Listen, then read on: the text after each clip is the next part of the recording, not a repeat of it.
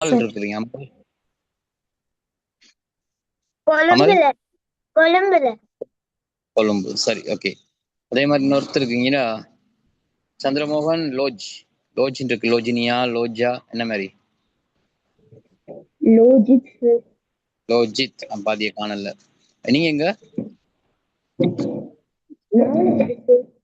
நான் central college. Okay, சரி பிள்ளை. இப்போ இவ்வளவு பேர் புதிதாக வந்திருக்கிறாங்க. புதிதாக வந்தவங்களை இன்னைக்கு வரவேற்றுக் கொள்வோம். இன்னைக்கு ஏதாவது பாடம் விளங்கப்படுத்தலாக்கள் இருக்கிறீங்களா? சார், நானும் புதுசா வந்திருக்கேன். பரகா எங்க? பரகா ஊர் பரகா. சார், நானும் புதுசா வந்திருக்கேன். பிலால். பிலால். பிலால் எங்க? குர்ன. அக்கூர்ன, ரைட், பக்கம். பரகா எங்க சொன்னீங்க? சைனாபே. அது எங்க? அது எங்க? ரிங்கோ. ரிங்கோ மலை, கிழக்கு மாகாணம். சரி சரி, ஓகே ஓகே. சரி பிள்ளைகள், மைக் ஆஃப் பண்ணி வச்சுக்கோங்க. நாங்க இன்னைக்கு படிக்க போற விஷயங்கள் நாகரிகங்கள் தான் படிச்சுட்டு இருக்கிறோம். நாகரிகங்களை படிப்போம். இதுல யாராவது இப்போ லாஸ்ட் வீக் படிச்ச விஷயத்தை விளங்கப்படுத்துறதுக்கு இருப்பீங்களே? இங்க ஒருத்தரையும் காணல இன்றைக்கு. அபிஷ்கா, ரைட். இந்த முதல் வந்துட்டாங்க. கிருத்திஷா. மற்றவங்களும் நான் விளங்கப்படுத்தணும்னு சொன்னேன் லாஸ்ட் வீக்கா. 3 பேர் இருக்கிறீங்க. ஓகே, முதல் இன்னைக்கு வந்தவரும் இருக்கிறாங்க. சரி, கிருத்திஷா ஆரம்பிங்க. ஏதாவது ஒரு நாகரிகம் பத்தி சொல்றேன் சார். ஓகே. மெசொப்பொத்தேமிய நாகரிகம். மெசொப்பொத்தேமிய நாகரிகம் யூப்ரட்டிஸ் டைகிரிஸ் நிறைந்த நதி பள்ளத்துல வளர்ச்சி அடைந்திருக்கு. ஈராக் நாட்டுல அமைந்திருக்கு. இந்த நாகரிகம் கிறிஸ்துவுக்கு முன் 3100க்கும் 2900க்கும் இடைப்பட்ட காலப்பகுதியில இது நிலவியது. இன்றைக்கு 5000 ஆண்டுகளுக்கு முன்னுக்கு இது உருவாகி இருக்குது. மெசொப்பொத்தேமியம் என்றதுக்கு ஒரு கருத்து இருக்கு. அது இரு நதிகளுக்கிடையே அமைந்துள்ள நாகரிகம். அந்த இரு நதி தான் யூப்ரட்டிஸ் டைகிரிஸ்னு சொல்லப்படுது. அந்த மெசொப்பொத்தேமிய நாகரிகத்துல ஒரு களிமண் தட்டு உருவாக்கப்பட்டது. அது நிலத்தையுள்ள விதத்துல. அது அங்க கல்லால் மண்வெட்டி செய்திருக்கிறாங்க, உலோகத்தை செய்திருக்காங்க. கோதுமை, பார்லி பயிரிட்ட முக்கிய தானியங்களாகும். கோதுமையும் பார்லியும் முக்கிய தானியங்கள். விவசாயம் செஞ்சாங்க, மிருகம் வளர்த்தாங்க, ஆற்று நீர்களை கால்வாய் மூலம் பயிர் செய்கைக்கு அவங்க எடுத்தாங்க. மெசொப்பொத்தேமியால இருக்க சிகுராத் ஆலயம். அந்த சிகுராத் ஆலயத்துல அந்த மெசொப்பொத்தேமிய மக்கள் இயற்கையைத்தான் தெய்வமாக வழிபட்டாங்க. இயற்கை தெய்வமான மழை, வெள்ளம், காற்று அவற்றை வழிபட்டாங்க. அனு என்ற கடவுள் கடவுள் குழுவின் தலைவர். என்கிகின்றது பூமிக்கு அதிபதி. என் லிலி என்பவர் காற்றுக்கும் விவசாயத்திற்கும் அதிபதி என்று வழிபட்டாங்க. கடவுளை வழிபட அமைத்த ஆலயங்கள் எல்லாத்தையுமே சிகுராத் என அழைக்கப்பட்டது அக்காலத்துல. மெசொப்பொத்தேமிய நாகரிகத்தை சேர்ந்து ஒரு கப்பல் வகை உள்ளது. அந்த கப்பல் வகையில உணவு, பான வகை, ஆடை ஆபரண வகைகள்ல எடுத்து செல்லப்பட்டது. வடபகுதியில வாழ்ந்த அசிரியர்கள் சிறந்த வர்த்தகராக அங்கத்தான் இந்த கப்பல்கள்ல இருந்தது. கழுத மீறி ஏற்றிக்கொண்டு செல்றத தவளம்னு சொன்னாங்க. இதன் மூலம் ஆற்றுகள்ல சிறு பயணம் செய்தாங்க. மெசொப்பொத்தேமிய சமூகம் அது 4 பிரிவுகள் இருக்கு. ஒண்ணு குருமார், குடிமக்கள், கீழ்மட்ட மக்கள், அடிமைகள்னு இருக்குது. அதுல மெசொப்பொத்தேமிய சமூகத்துல உள்ள குருமார்கள் அதிகாரம் படைத்தவர்களாக இருந்தாங்க. சமய செயற்பாடுகளுக்கு மேலதிகமாக வைத்தியர்களாகவும் செயற்பட்டாங்க. குருமார் தலைமுடிகளை மலித்திருந்தாங்க. செம்மறி ஆட்டு தோளால செய்யப்பட்ட உடைகள் போட்டிருந்தாங்க.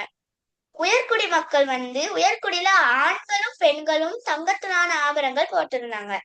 ஆண்கள் தலைமயிர நீளமாக வளர்த்தனர். அவர்களுக்கு நீண்ட தாடியும் வளர்ந்தது. பெண்கள் ஒரு தோலை மூடி ஆடை அணிந்தனர். சொகுசான வாழ்க்கை வாழவில்லை. அதாவது கீழ்மட்ட மக்கள் தமது வீடுகள்ல சாதாரண வாழ்க்கை வாழ்ந்தாங்க. அவங்க கஷ்டப்பட்டு வேலை செய்து அதுக்கு பொருட்டா அவங்க சம்பளம் கிடைச்சிச்சு. மெசொப்பொத்தேமியால இருக்க எழுத்து தொகுதி அது உலகில் மிக பழமையான எழுத்துக்களை இந்த மெசொப்பொத்தேமிய நாகரிகத்துல கண்டுபிடிக்கப்பட்டது. இந்த எழுத்து வந்து ஆப்புன்னு சொல்லப்படுகிறது. களிமண்ணால செய்யப்பட்டது. களிமண்ணை ஈரத்தால வைத்து குச்சியால எழுதி அதை காய வைத்து செய்யப்பட்ட எழுத்து தொகுதி. உலகின் மிக பழமையான இலக்கிய நூலான வீரக்கதையை வந்து கில்கமேஸ் எழுதியிருக்கிறாரு. உலகின் மிக பழமையான சட்டக்கோவை நூலை வந்து ஹமுராபி என்பவரால எழுதப்பட்டிருக்கு. ஓகே கிருத்திஷா, அப்ப மெசொப்பொத்தேமிய நாகரிகம் பற்றிய முழுமையான விஷயத்த கிருத்திஷா சொல்லியிருக்காங்க. இதுல புதிதா வந்தவங்க யோசிச்சு அவங்களுக்கு சொல்லத்தன விஷயங்களை நாங்க முதல் நாள் படிச்ச விஷயங்கள், அதுக்கு முதல்ல படித்த விஷயங்களை முதல் கிளாஸ் ஆரம்பிச்சதோடைய மற்ற பிள்ளைகள் விளங்கப்படுத்துவது எங்களோட வழக்கம், வளமையாக அப்படித்தான் விளங்கப்படுத்துவாங்க. அந்த படித்தான் இன்றைக்கும் விளங்கப்படுத்தினாங்க. அடுத்த கிழமையில நீங்களும் அதுக்கு ரெடியாக வரணும். விளங்கப்படுத்துங்க, நீங்களும் விளங்கப்படுத்தலாம், எத்தனை பேர்னாலும் ஓகே. அவங்க ஏன்னா விளங்கப்படுத்துறதுன்னு சொல்றது நோட்ஸை பார்த்து வாசிக்கிறது இல்லை. நீங்க கேள்வி விடையா இருக்கலாம், நீங்க ஒரு விஷயத்த பாடமாக்கிட்டு வந்து அதை அப்படியே சொல்றதா இருக்கலாம், எப்படினாலும் ஓகே. அது நான் எப்படி உங்களுக்கு எப்படி இயலுமோ அந்த மாதிரி நீங்க கொஞ்ச நேரம், 1 நிமிஷம் 2 நிமிடம் இருந்தாலே போதும், ரொம்ப நேரம் தேவையில்லை. அதை விளங்கப்படுத்துறதுக்கு ரெடியாவாங்க. அடுத்த கிழமை புதிதாக வாரவங்க அது டைம் போறதை பத்தி யோசிக்க தேவையில்லை. நமக்கு நாங்கள் அடுத்த பாடத்துக்குள்ளேயும் வந்துட்டோம், நாங்கள் நிறைய படிச்சிட்டோம். இப்போ புதிதாக வந்தவங்க ஸ்கூல்ல அவ்வளோ பாடம் முடிச்சிட்டிங்களா, 3வது பாடம் முடிச்சிட்டாங்களான்னு தெரியல. எங்கிட்ட ஆன்லைனில் 3ஆம் பாடம் முடிஞ்சுது. முடிஞ்சு இப்போ 4வது பாடம் இன்றைக்கி ஆரம்பிக்க போகிறோம். 4ஆம் பாடம் ஆரம்பிக்கிற நேரத்தில் தான் இதுக்கு முதற்கொள்ள விஷயத்தை விளங்கப்படுத்துவீங்க. சரி, கெமிலா இருக்கிறாங்க. கெமிலா, நீங்களும் விளங்கப்படுத்துங்க. கெமிலா, அதுக்கப்புறம் நான் விளங்கப்படுத்துறேன். மெசொப்பொத்தேமிய நாகரிகம். மெசொப்பொத்தேமிய நாகரிகம் வந்து யூப்ரிஸ் தைக்ரிஸ் நதி பள்ளத்தாக்குல வளர்ச்சி அடைந்து இருக்குது. அது வந்து 2 நதிகளுக்கிடையே அமைந்துள்ள ஒரு நாடு. இந்த நாகரிகம் வந்து கிமு 3100க்கும் 3100 தொடக்கம் 2900க்கு இடைப்பட்ட காலப்பகுதியில் நிலவி இருக்குது. இன்றைக்கு 5000 ஆண்டுகளுக்கு முன்னராகும். நிலத்தை ஒழும் விதத்தை காட்டும் பழைய மெசொப்பொத்தேமிய கலித்தட்டு. மெசொப்பொத்தேமிய நகரத்துல அடங்கும் முக்கியமான நகரங்களை சூழ்ந்து வாழ்ந்த விவசாயிகள் வந்து விவசாயத்திலையும் மிருக வளர்ப்பிலையும் ஈடுபட்டிருக்கிறாங்க. அவங்க வந்து ஆற்று நீரை கால்வாய்கள் மூலம் கொண்டு சென்று தமது பயிற்சிக்கு பயன்படுத்தி இருக்கிறாங்க. கலப்பை, கல்லால் செய்யப்பட்ட மண்வெட்டிகள் என்பதையும் பயன்படுத்தி இருக்கிறாங்க. அங்கு பயிரிட்டவைகளில் தானியங்கள், பழங்கள், காய்கறிகள் என்பன அடங்குது. கோதுமையும் பார்லியும் அவங்க பயிரிட்டவையில முக்கியமாக அமைஞ்சிருக்குது. அடுத்தது மெசொப்பொத்தேமிய சிகுராத்தாலயம். மெசொப்பொத்தேமியாவில் அனைத்து நகரங்களையும் அதற்குரிய ஒரு கடவுள் இருந்ததாக கூறப்படுறாங்களா. கடவுளை வழிபட அமைக்க ஆலயங்கள் வந்து சிகுராத்தாலயம் எனப்பட்டிருக்குது. அந்த ஆலயங்கள்ல இருந்து குருமான் சமூகத்துல முக்கிய இடம் அளிக்கப்பட்டிருக்குதா. மெசொப்பொத்தேமிய மக்கள் வந்து இயற்கை தெய்வமாக கருதி வழிபட்டிருக்கிறாங்க. மழை, காற்று, வெள்ளம் என்பன தெய்வமாக கருதப்பட்டிருக்காங்க.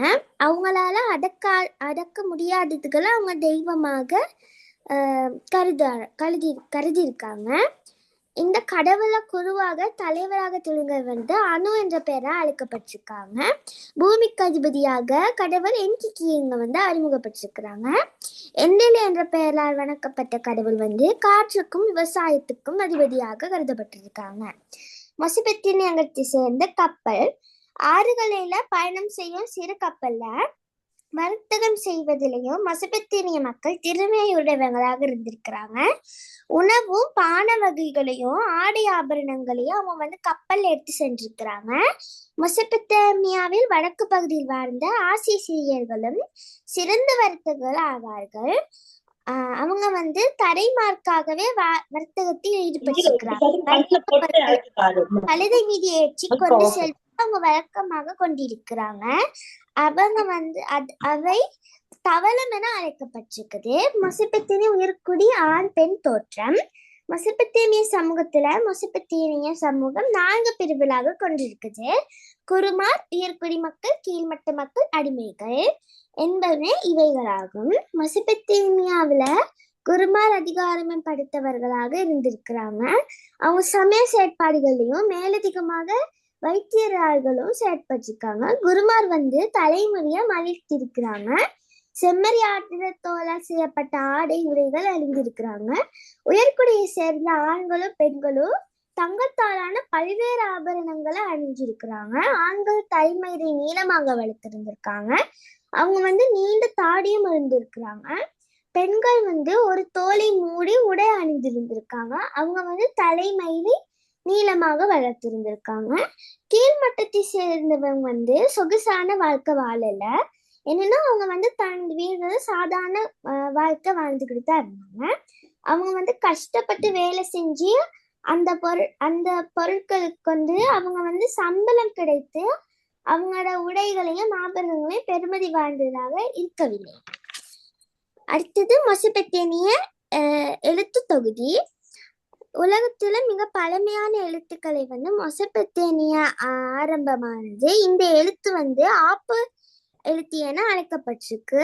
இந்த எழுத்துக்களை வந்து எழுதுவதற்கு களிமண்ணால் செய்யப்பட்ட தட்டுகள் பயன்படுத்தப்பட்டிருக்காங்க. ஈரமான களிமண் தட்டுகள் மீது கூரான குச்சி ஒன்று கொண்டு அந்த எழுத்தை எழுதியிருக்கிறாங்க. ஆரம்ப காலத்துல வர்றது வரைதல் போன்ற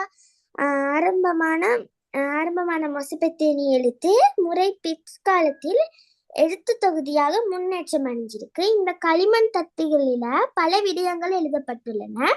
வர்த்தகம் தொடர்பான விளக்கங்களும் அவற்றில முக்கியம் பெறுகின்றன. மெசபெத்தேமியாவில் வாழ்ந்த கில்க மோஷ் என்பவங்களாக ஆப்பு வடிவிலான எழுத்துக்களால் எழுதப்பட்ட வீரக்கதைகள் உலகின் மிக பழமையாக வாழ்ந்த இலக்கிய நூல்கள் கருதப்பட்டிருக்குது.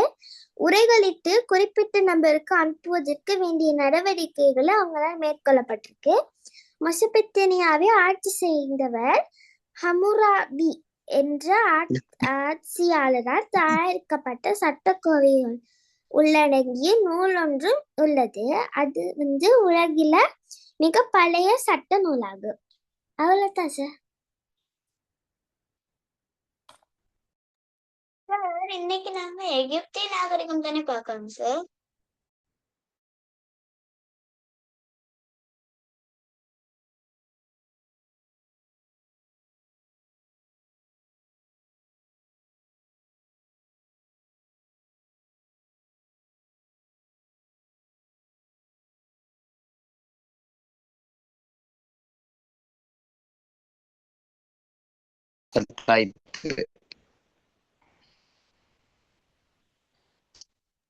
சரி, அதன்படி 2 பேரும் விளங்கப்படுத்திட்டாங்க.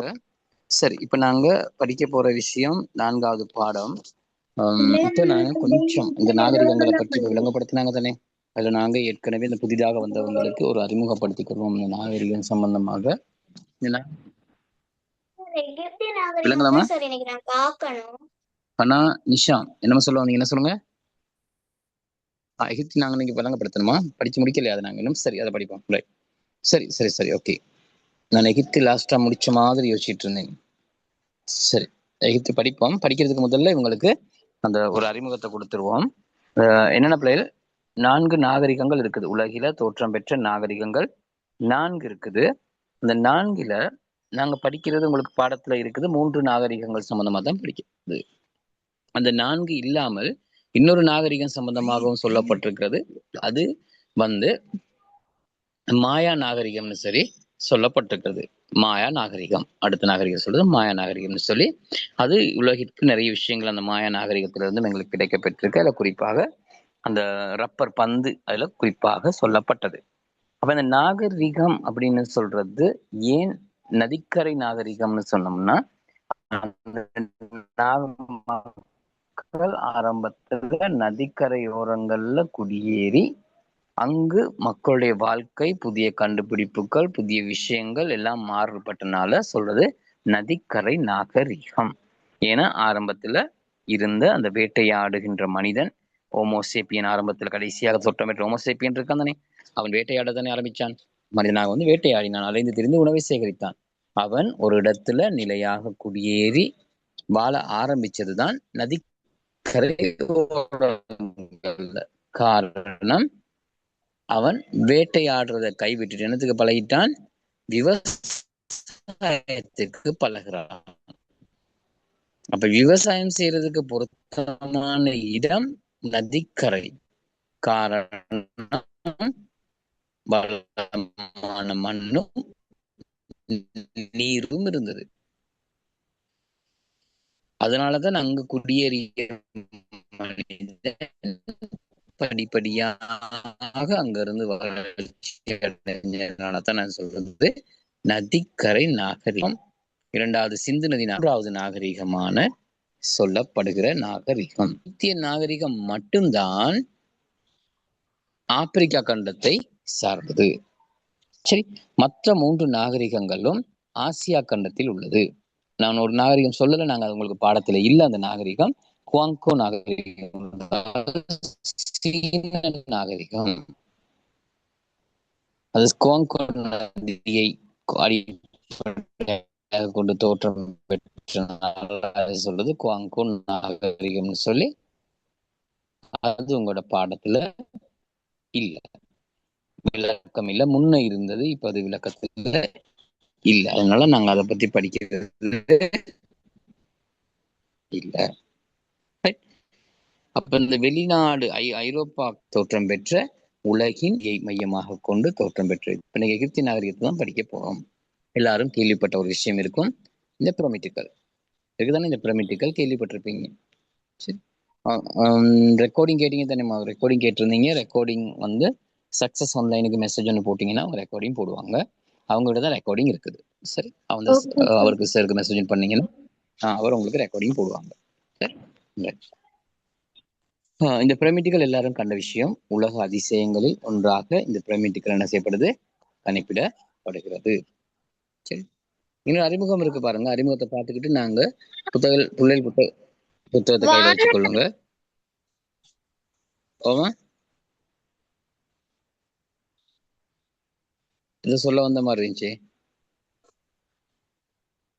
இந்திஷான் இது சொல்றீங்களா? உங்களோட மைக் கொண்டு இருக்கு.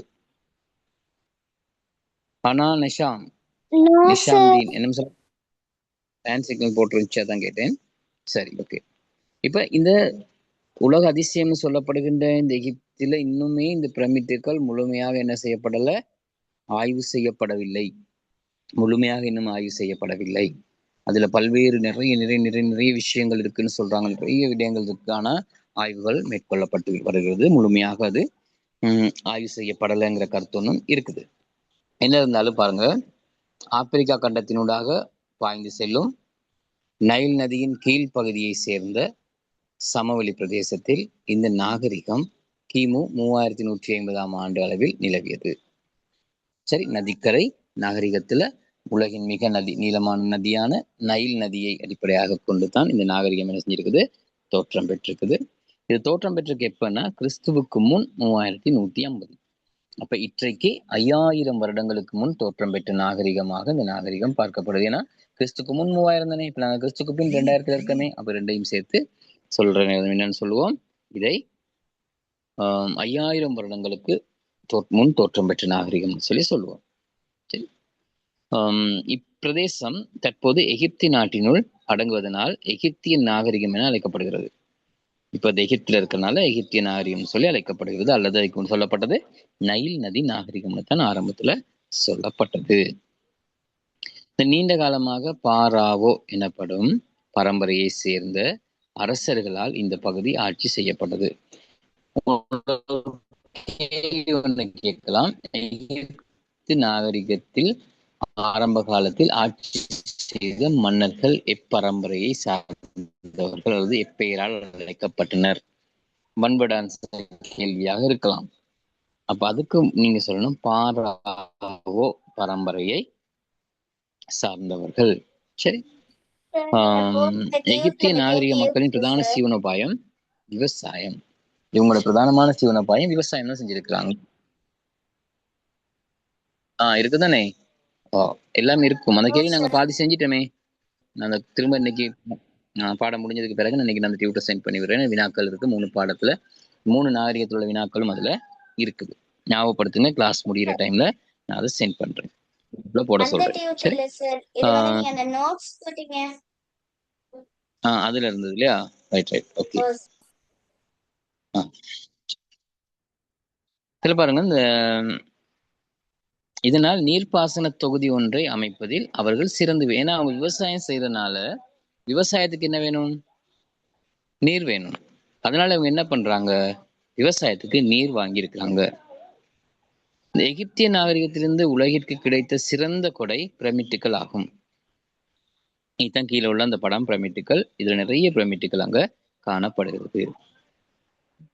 இந்த பாராவோ மன்னர்களின் சடலங்கள் பிரமிட்டுகளில் அடக்கம் செய்யப்பட்டன. பிரமிட்டுன்னு சொல்றதே இது ஒரு சடலம் வைக்கப்பட்டு கட்டப்பட்டது.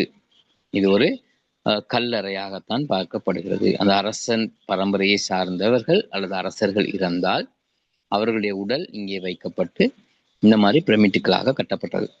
அந்த உடல் மட்டும் அங்க வைக்கப்படல, அவங்க இறந்ததுக்கு பிறகும் அவங்க அணிந்த ஆபரணங்கள், அவங்களுக்கு தேவையான உடைகள் எல்லாமே அதுக்குள்ள வைத்துத்தான் கட்டப்பட்டது. ஏன் அப்படி வச்சு கட்டியிருக்காங்கன்னு சொன்னா, அவர்கள் இறந்ததுக்கு பிறகும் வாழ்கிறார்கள் அப்படிங்கிற நம்பிக்கை அந்த எகிப்திய மக்களிடம் இருந்தது. அதனால அந்த அரச பரம்பரை எல்லாருக்கும் அது கட்டப்படல, அரச பரம்பரையை சார்ந்தவர்களுக்கு மட்டும்தான் இந்த கட்டிடங்கள் என்ன செய்யப்பட்டது? கட்டப்பட்டது. சார் ஓ, சார் இதுல எங்க சார் கதவு இருக்குது? கதவு இருந்தாதான் உள்ளுக்கு போயிருவாங்களேம்மா, இல்ல கதவு இருக்காது. உள்ளுக்கு சடலத்தை வச்சுட்டு, சடலங்களை வச்சாங்க.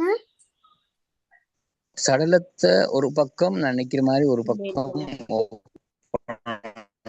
வச்சுட்டு சடலத்தை கொண்டு போய் அதுக்குள்ள வச்சு திரும்ப என்ன செய்வாங்க?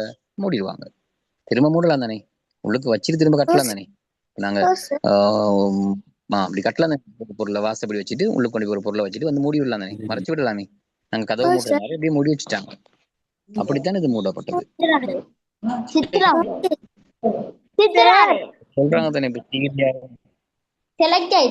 சிகிரியா. ஓ, என்னோட ஸ்கூல் இது ஹிஸ்டரி டீச்சர் சொன்னாங்க, அந்த மடலத்துக்கு வந்து கதவு இருக்கு, அந்த வழியால அந்த இதை கொண்டு போய் வச்சுட்டு மூடிடுவாங்களாம். உண்மையா சார்?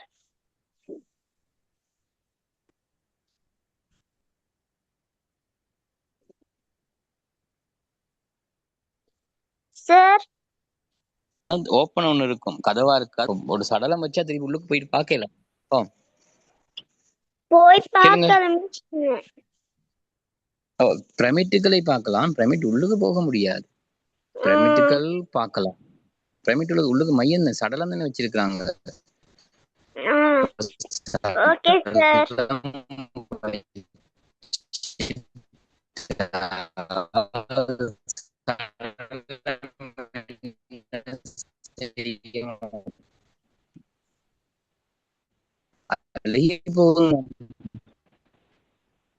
அதுக்குள்ள போய் பார்க்க இயலாதானே.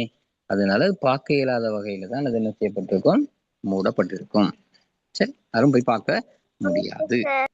அதனாலதான் இன்றைக்கு அது அதிசயமாக காணப்படுது. எல்லாரும் போயிட்டு உள்ளுக்கு பார்த்துட்டு இருந்தது அதிசயம் இல்லை தானே, அப்படிதானே? அதனாலதான் இன்றைக்கு அது அதிசயமாக பார்க்கப்படுகிறது. சரி, சந்தேகம் வரணும். இப்படி ஒரு விஷயம் இருக்கு. இலங்கையில இருக்கிற சிகிரியா மலை இருக்குது தானே, சிகிரியா குன்று. யாரும் சிகிரியா குன்று காசியப்பன்.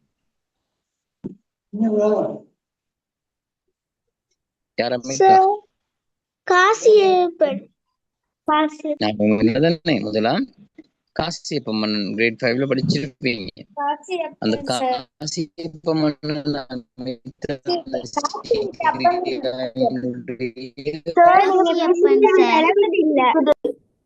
கிளியர் இல்ல சார். நீங்க பேசுறது கிளியர் இல்ல.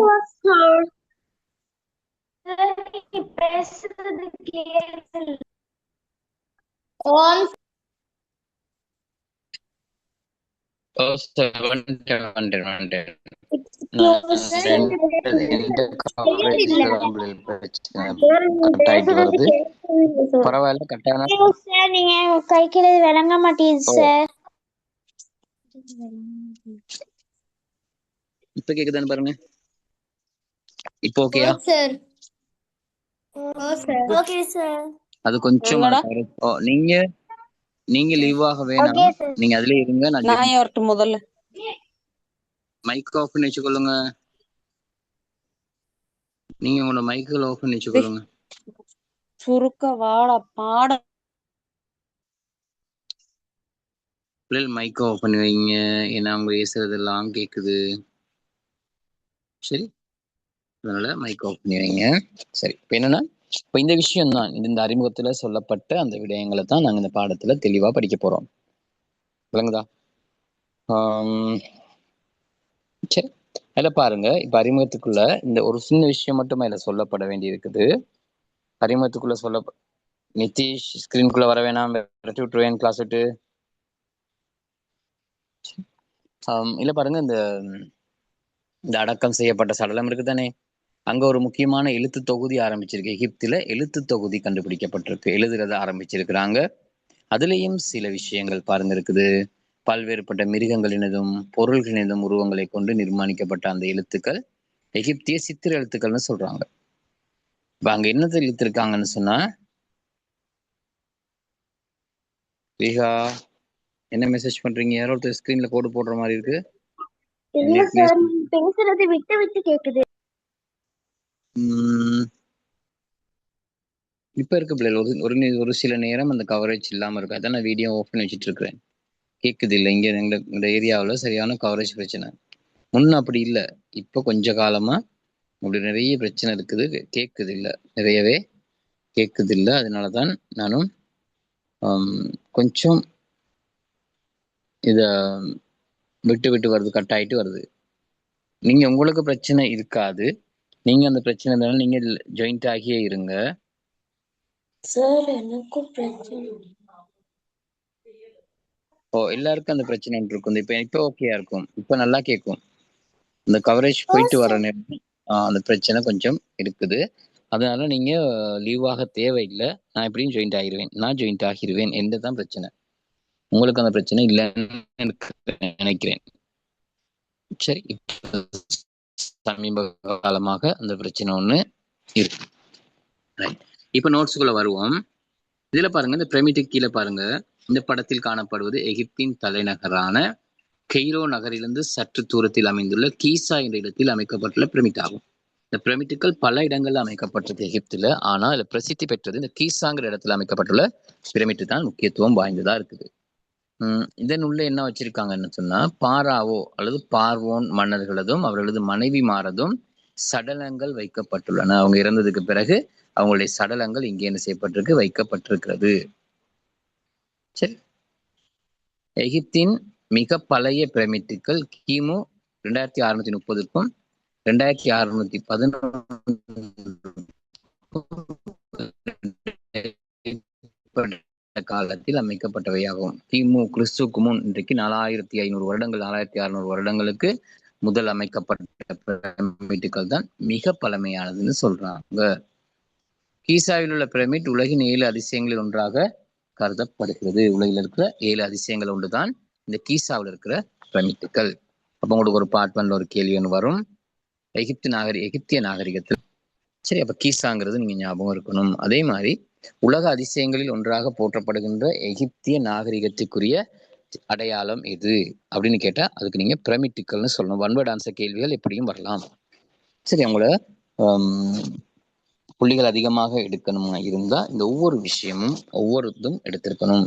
இப்ப நான் சொல்ற இந்த மாதிரி வினாக்கள் வரும்போது முடியுமா இருந்தா குயிக்கா நீங்க என்ன செய்யுங்க, அதை எழுதி கொள்ளுங்க. இப்படி வினா வரலாம் அப்படின்னா அந்த மாதிரி வினாக்களை நீங்க என்ன செய்யுங்க, எழுதி கொள்ளுங்க. எழுதுனா அது ஞாபகம் வரும். என்னைக்காவது நீங்க புத்தகத்தை திருப்பி பார்க்குற நேரம் அது உங்களுக்கு ஞாபகம் வரும். அதனாலதான் நான் சொல்றேன், எழுதி கொள்ளுங்கன்னு சொல்லி. சரி, good evening sir. Good evening. யார் அது? லேட் ஆகி வந்தீங்களா? துவாரகன் சார். ஏன் லேட் ஆயிட்டு? கிளாஸ் சார் 6 மணிக்கு. என்ன கிளாஸ்? ஸ்கூல்ல இங்கிலீஷ் கிளாஸும் மேத்ஸ் கிளாஸும். சரி, அது டைமை கொஞ்சம் அட்ஜஸ்ட் பண்ணி கொள்ளுங்க. சனி வியாழக்கிழமை நாளையில ஆன்லைன் கிளாஸ் இருக்குதுன்னு சொல்லி. சரி, ரைட். அப்ப இதுல பிரமிட்டுக்களை பத்தி இந்த கேள்விகள் வரலாம். இதுல யாருடைய சடலங்கள் வைக்கப்பட்டிருக்குன்னா பார்வோன் அரசர்களதும் அவருடைய மனைவிமாரது சடலங்களும் இங்கே வைக்கப்பட்டிருக்கிறது. அது ஞாபகம் வச்சுக்கொள்ளுங்க.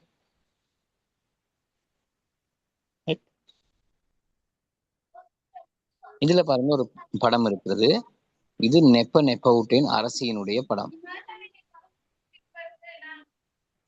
மைக் கொண்டு இருக்கமா, மைக் ஓப் பண்ணுங்க. பர்கா ஓம் சார். மைக் கொண்டு இருக்கமா, மைக் ஓப் பண்ணுவீங்க. இந்த நெப்பட்டிட்டி என்ற இந்த அரசி பார்வோன் மன்னனான அகநெட்டான் என்பவரின் மனைவி ஆவாள். இவங்க கிமு 1370 1330க்கும் இடைப்பட்ட காலத்தில் வாழ்ந்திருக்கிறாங்க. 370 330க்கும் இடைப்பட்ட காலத்துல வாழ்ந்திருக்கான். அப்படி பார்த்தா 40 வயது வருட காலம் அவங்க வாழ்ந்திருக்காங்க. இந்த உருவின் மேற்பாகத்தை கொண்ட உருவம் அவள் உயிரோடு இருக்கும் போதே நிர்மாணிக்கப்பட்டதாக கருதப்படுது. அவங்க அந்த அரசி உயிரோடு இருக்கும் போதே இது என்ன செஞ்சிருக்காங்க, நிர்மாணிச்சிருக்காங்கன்னு சொல்றாங்க. சரி, ஷைஃப் அகமட் 98 மார்க்ஸ் எடுத்திருக்காராம் ஃபர்ஸ்ட் டைம்ல. நல்ல விஷயம், வெரி குட். சரி, யாராவது வேற யாருக்கும் மார்க்ஸ் கிடைச்சிருந்தா, ஃபர்ஸ்ட் டைம் மார்க்ஸ் கிடைச்சிருந்தா செக் பண்ணி போடுங்க. மைக் ஒன் பண்ணி சொல்ல தேவையில்ல, செக் பாக்ஸ்ல போடுங்க, நம்ம மார்க்ஸை பார்க்குறேன். சரி, இப்போ அந்த அரசி உயிரோடு இருக்கும் போதே அவங்களுடைய உருவம் செய்யப்பட்டிருக்கிறது. அகநெட்டான் அல்லது அக்நெதனன் மன்னன் இறந்த பின்னர் சிறிது காலம் அவளால் எகிப்து ஆட்சி செய்யப்பட்டது. இந்த அரசி அக்காலத்தில் வாழ்ந்த பேரழகியாக சொல்லப்படுறாங்க. எகிப்துல இருந்த ஒரு பேரழகியாகத்தான் இந்த அகநெட்டான் மன்னனுடைய மனைவி சொல்லப்படுகின்றார். நெப்பட்டிட்டி அப்படின்னு சொல்ற அந்த மன்னன் அல்லது நெப்பவுட்டேன் நெப்பட்டிட்டின்னு சொல்ற அரசி பேரழகியாக சொல்லப்படுகின்றார். சரி, இதை நீங்க பார்த்துக்கொள்ளணும்.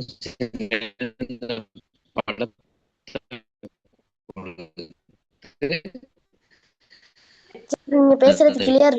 கேள்வி கேட்கலாம். இது யார்? சரி, 3 கேள்வி சரி இல்லையே, மற்றவங்க கேட்கணுமே. இப்ப நல்லா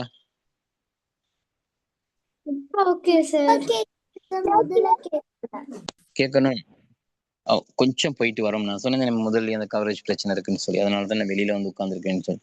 முன்ன நான் வீட்டில் இந்த ரூம்ல வச்சு தான் கிளாஸ் செய்வேன், வீடியோ ஆன் பண்ணி தான் படிப்பேன். எந்த பிரச்சனையும் இருக்கல. இப்போ ஒரு 2-3 மாதங்களாக அது சரியான பிரச்சனை இருக்குது. நேற்று அந்த டயலாக் சம்பந்தமா பேசியும் போட்டிருந்தாங்க, ஏன் கவரேஜ் இல்லை, என்ன பிரச்சனை அப்படிங்கிற மாதிரியும் ஒரு இதுன்னு பார்த்துருந்தேன். நான் ஃபேஸ்புக்லயும் போட்டிருந்தான்.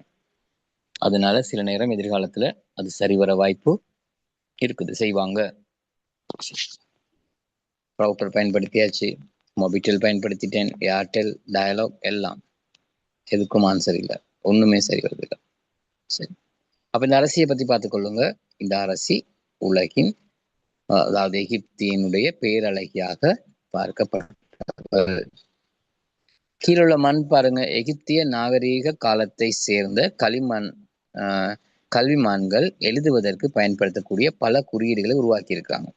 இப்ப மாதிரி அந்த காலத்துல எழுத்துக்கள் இருக்கல்ல, எழுத்துக்கள் ஆரம்பிக்கப்பட்ட காலம், தொடங்கிய காலம். அப்ப அவங்களுக்கு என்ன செஞ்சிருக்காங்க, குறியீடுகளை பயன்படுத்தி களிமண்ல தான் எழுதியிருக்கிறாங்க. வேற இல்லை தானே, கண்டுபிடிக்கலையா? அப்பதானே எழுதுறதுக்கு ஆரம்பிக்கிறான், ஏதோ ஒரு விஷயத்த சொல்ல ஆரம்பிக்கிறான். அப்ப அவன் எழுதுறதுக்கு மண்ணு தான் எடுத்து அதை தட்டி, களிமண்ணாக தட்டி அதுல உருவங்களை வரைந்து பயன்படுத்தி இருக்கிறான். அன்றாட வாழ்வுடன் தொடர்புடைய பல்வேறு பொருள்கள், தாங்கள் காண்பவை, தம்முடன் தொடர்புடையவை என்பவற்றை உருவமாக வடித்து அந்த குறியீடுகளை தயாரித்தனர். அவங்க அன்றாட நாங்க பயன்படுத்துகின்ற, அன்றாட நாங்க பார்க்கின்ற, நம்ம அடிக்கடி பார்க்கிறோமே அந்த மாதிரியான விலங்குகள், மிருகங்கள், பொருட்கள், அவற்றை வச்சுதான் நினைச்சிருக்கிறாங்க. அவங்க தங்களுடைய எழுத்துக்களை உருவாக்கி இருக்கிறாங்க, கருத்துக்களை பரிமாறி இருக்கிறாங்க. இவை எகிப்திய சித்திர எழுத்துக்கள் எனப்பட்டன. பாருங்க, இது நமக்கு இதை பார்த்து என்னமாவது சொல்ல தெரியுமா? அந்த எழுத்தை பார்த்தோம்னா நமக்கு ஏதாவது விலங்கு மாதிரி, ஒரு குருவி இருக்கிற மாதிரி இருக்கிறது, மீன் இருக்கிற மாதிரி இருக்கிறது, ஒரு புழு போற மாதிரி இருக்குது, ஏதோ அடையாளங்கள் இருக்கு, அப்படித்தான் நாங்க பாக்குறோம். ஆனா இதுதான் இந்த எகிப்திய நாகரிகத்துல வாழ்ந்த மக்கள் பயன்படுத்திய எழுத்து. அப்ப இதுல ஏதோ கருத்தை என்ன செய்யறாங்க, அவங்க மக்களுக்கு சொல்றாங்க. இப்ப மக்களுக்கு இந்த கருத்தை சொல்றாங்கன்னா அவங்களுக்கும் தெரியும், இதை பார்த்தால் இதுக்கு அர்த்தம் இதுதான் அப்படின்னு அவங்களுக்கும் தெரியும். சரி, இன்றைக்கும் இந்த எழுத்துக்கள் பயன்பாட்டில் இருக்கு பிள்ளைகள். எதுல இருக்குன்னு சொன்னா, இதுக்கு அந்த டைப் அண்ட் ஷார்ட்ஹேண்ட் ஒன்று படிப்பாங்க, ஏ-லெவல்ல பாடம் ஒன்று இருக்குது, ஏதாவது முடிச்சு செய்யலாம் இருக்கும். அது முன்ன இப்பதானே தொழில்நுட்பம் வளர்ந்துருச்சு. முன்ன இந்த பத்திரிகையாளர்கள், செய்தியாளர்கள் இவங்க இதைதான் பயன்படுத்தி இந்த மாதிரி விஷயங்களை பயன்படுத்துவாங்க. இப்போ ஒருவர் பேசிக்கிட்டு போகும்போது வேகமா எங்களால் எழுதிட்டு போக முடியாதானே, அப்ப அந்த குறியீடுகளை பயன்படுத்தி தான் அந்த விடயங்களை என்ன செஞ்சாங்க, எழுதினாங்க. இந்த குறியீடுகளை போட்டுட்டு போவாங்க, குறியீடுகளை போட்டுட்டு போயிட்டு பிறகு அதுக்கான விளக்கம் அவங்களுக்கு தெரியும், அதை விரிவாக எழுதுவாங்க. இது ஒரு முறை. அப்ப அந்த மாதிரியான ஒரு குறியீட்டு முறை தான் இங்கேயும் இருந்திருக்கிறது அந்த காலத்துல. அப்ப இந்த குறியீடுகளை பார்த்தால் அவர்களுக்கு தெரியும் என்ன தகவல் இதுல சொல்லப்பட்டிருக்குன்னு சொன்னா எங்களுக்கு அது விளங்காது. எங்களுக்கு அது களிமண்ணில் தட்டப்பட்ட சாதாரண ஒரு உருவமாகத்தான் விளங்கும். சரி,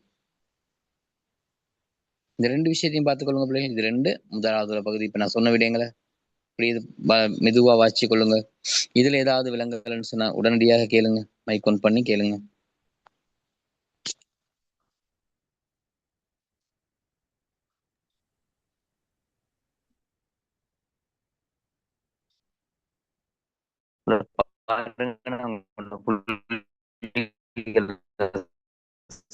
சொல்றேன் சார், நீங்க பேசுறது விட்டு விட்டு கேக்குது. எகிப்திய அந்த சித்திர எழுத்தை வந்து சார் யைரோ நிஷான் சார் எனக்கும் கேட்க மாட்டேங்குது, விட்டு விட்டு தான் கேக்குது சார். நீங்க பேசுற வேலை ஆயிஷா சொல்லுங்க. சார் நீங்க கழிக்கிறது ஒழுங்கா விளங்க மாட்டேங்குது. Excuse me sir. சார் எனக்கு ஒரு டவுட் சார். கேளுங்க. எகிப்திய சித்திர எழுத்து இருக்கு தானே சார், அத வந்து யைரோ கிளிப்ஸ்னு சொல்லுவாங்களோ? யைரோ கிளிப்ஸ் அப்படி ஒரு பேர் இருக்கான்னு எனக்குலாம் தெரியல. தெரியல. எதுல பாத்தீங்க நீங்க? யூடியூப்ல எதுவும் பாத்தீங்களா? இல்ல அப்படி சார், இருக்கா? டீச்சர் எனக்கு ஒருத்தவங்க செஞ்சிருந்தாங்க. இருக்கலாம் இருக்கலாம்.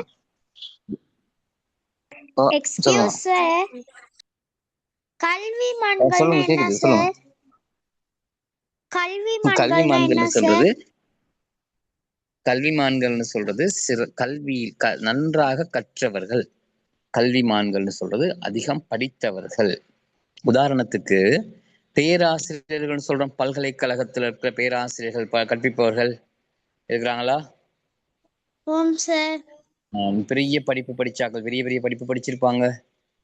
விரிவுரையாளர்கள், அவங்க தான் முதல்வர்கள்னு சொல்றோம். பல்கலைக்கழக பேராசிரியர், வேந்தர்கள், பெரிய படிப்பு கலாநிதி பட்டம் படித்தவர்கள், இவங்க சொல்றது கல்விமான்கள். புத்தகம் எழுதுறாக்கள், நிறைய படிச்சவங்க, அவங்க தான் கல்விமான்கள்னு சொல்றோம். Thank you sir. சரி பிள்ளை, இப்ப கேக்குதான்னு பாருங்க. ஏதோ செய்ய என்ன செய்யறதுன்னு எனக்கும் தெரியல பிள்ளை. உங்களுக்கு சில நேரம் உங்களோட கவரேஜ் பிரச்சனையும் இருக்கலாம். ஒவ்வொரு நேரம் கேட்க மாட்டேங்குது சார். சரி, அது உங்களோட பிரச்சனைகளும் இருக்கும். அங்க கவரேஜ் பிரச்சனையும் இருக்கும், எந்த கவரேஜ் பிரச்சனையும் இருக்கும். அது ரெண்டும் சேர்ந்து நமக்கு கேட்கும். எனக்கு ஒரு டவுட். கேளுங்க. கீசாங்கிறது நாடா நகரமா? ஒரு நகரம். எகிப்தினுடைய நகரம் தான் கீசான்னு சொல்றது. அந்த நகரத்துல தான் என்ன இருக்குது, இந்த பிரமிட்டுகள் இருக்குது. சரி, ஒரு நகரம். சரி, தேங்க்யூ. இப்ப இது பாத்துட்டீங்களா? நான் அந்த புள்ளிகளை சொல்லிட்டு இருந்தேன். சரி, அவ்வளவு புள்ளிகள், நிறைய புள்ளிகள் எடுத்திருக்கீங்க பிள்ளைகள். எல்லாரும் நல்ல புள்ளிகள் எடுத்திருக்கிறீங்க. ஆயிஷா 96 எடுத்திருக்கிறீங்க, ஜஸ்மின் 80, ஹனா 94, நிவேந்திரன் 94, நிதிஷ் 97, பிரித்திக் ஷேக் 90, ரேகா 96, முஷைப் அகமட் 98. சரி, இப்படி மார்க்ஸ் வந்திருக்கிறது. அதே மாதிரி வைர்ஷனா 87, வர்ஷா 84, அனாஸ் 87. சரி, எல்லாருமே நிறைய